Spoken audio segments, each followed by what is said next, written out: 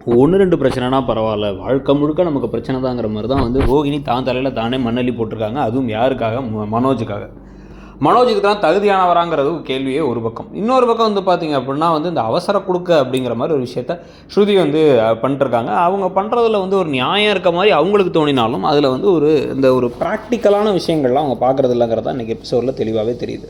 So முதல் எடுத்தோடனே வந்து பார்த்திங்க அப்படின்னா வந்து இப்போ ரோகிணி மேலே பழியை போட்டுட்ருக்க, ரோகிணி அதெல்லாம் வந்து நான் பண்ண மாட்டேன்னு சொல்லி அந்த மாதிரிலாமா நான் பண்ணுவேன் அப்படின்னு வந்து அந்த சாவி விஷயத்தை சொல்லிகிட்டு இருக்கும் போதே முழு பூசணிக்காவே சோத்தில் மறைச்சவ தானே நீ பொய்காரி பண்ணாலும் பண்ணியிருப்பேங்கிறாங்க விஜயா.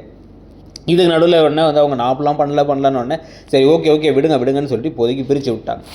பிரித்து விட்டதுக்கப்புறம் தான் இங்கே வந்து பார்த்திங்கன்னா ஸ்ருதியுடைய அந்த ஸ்ருதி அண்ட் ரவி ஒர்க் பண்ணுற அதே ஹோட்டலில் அந்த நீத்து என்ன சொல்கிறாங்க அப்படின்னா, இல்லை நாங்கள் என்ன சொல்கிறோன்னா நம்மளுடைய ஹோட்டல் வந்து டாப் 5 ரெஸ்டாரண்ட்ஸ் இன் சென்னையில் வந்திருக்கு. அதுக்கு முக்கியமான காரணமே வந்து என்னுடைய மார்க்கெட்டிங் தாங்கிற மாதிரி அவங்க மார்க்கெட்டிங் கூட முதல்ல சொல்லலை. ஆனால் அதுக்குள்ளே ஸ்ருதி வந்து எல்லாத்துக்கும் காரணம் ரவி தான் சொன்னதுக்கப்புறமா ரவி மட்டும் இல்லை நானும் தான் இவங்க சொல்கிறாங்க. இல்லை அவனோட சாப்பாடு தான் எல்லாத்துக்கும் முக்கியம், அந்த சாப்பாட்டுக்காக தான் ஆள் வராங்க அப்படின்னு இவங்க பேச ஆரம்பிக்கிறாங்க. இப்போ அவங்க தான் ஓனர், அவங்க வந்து இப்போ படம் போட்டு எல்லாம் பண்ணி பண்ணுறாங்க. இவருடைய ஃபுட்டும் வந்து காரணங்கிறத அவங்களே பாராட்டணும். அவங்களே வந்து பாராட்டுறது தான் வந்து முக்கியம். ஆனால் வந்து அவங்க பாராட்டுறதுக்கு முன்னாடியே நாங்கள் மட்டும்தானே காரணம் அப்படிங்கிற மாதிரி இவங்க கேட்டோன்னா அவங்களுக்கு ஈகோ வந்துருச்சு. உடனே இப்போ கடைசியில் அந்த பிரச்சனை பஞ்சாயத்தாக உடனே உன்னோட வேல்யூவே இல்லை, இந்த அம்மாவுக்கு வந்து உன்னை ஒழுங்காக மதிக்க தெரியல, நான் கிளம்புறேன் அப்படின்னு வேகமாக ஸ்ருதி கிளம்பிடுறாங்க. உடனே இவர் சாரி கேட்டு அங்கே பரிதாபமாக முழிக்கிறாரு. இவரை இப்போ வேலைக்கெலாம் போகாத, நம்ம ஹோட்டல் ஆரம்பிக்கலாங்கிறாங்க. இவங்க என்ன லாஜிக் இதுன்னே தெரில.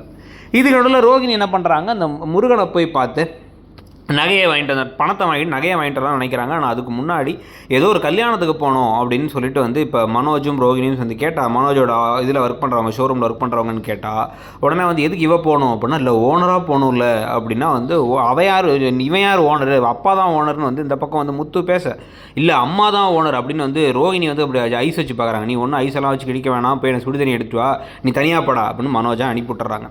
இதுக்கு நடுவில் ரோகிணி என்ன பண்ணுறாங்க, அந்த சிட்டிக்கிட்டே போயிட்டு அந்த நெக்லஸையும் வந்து 1 லட்ச ரூபா கொடுத்து நெக்லஸை வாங்கிட்டு வந்துட்டாங்க. உங்களுக்கே ரொம்ப அழகாக இருக்கும் அப்படி இப்படின்னு வந்து பேச, அந்த நெக்லஸை கொண்டு வந்து இங்கே அப்படியே விஜயாட்ட கொடுத்து அவங்க மனசை மாற்றலான்னு இவங்க ட்ரை பண்ண போகிறாங்க. ஆனால் அது திருட்டு நகை, அதால் வரக்கூடிய பிரச்சனையெல்லாம் பற்றி நீங்கள் என்ன நினைக்கிறீங்கிறத சொல்லுங்கள்.